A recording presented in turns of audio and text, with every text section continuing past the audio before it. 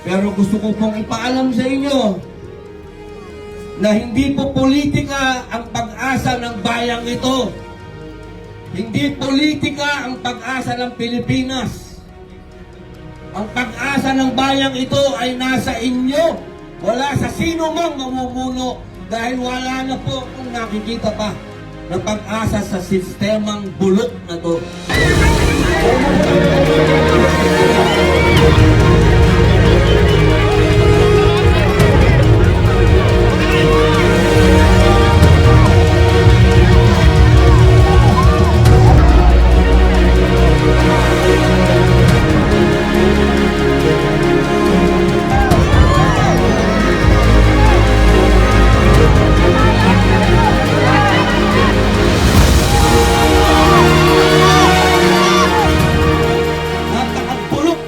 Sistema ng ating gobyerno.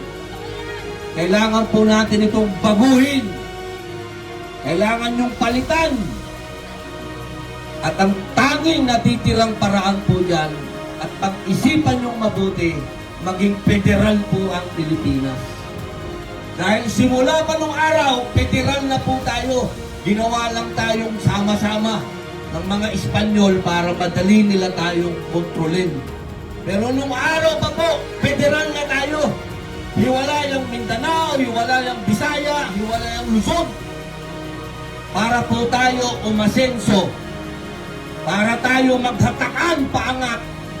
Kailangan po, yan ang gawin natin. Kung paano tayo yumaman nung araw na wala pa ang mga dayuhan, kailangan tayong bumalik doon.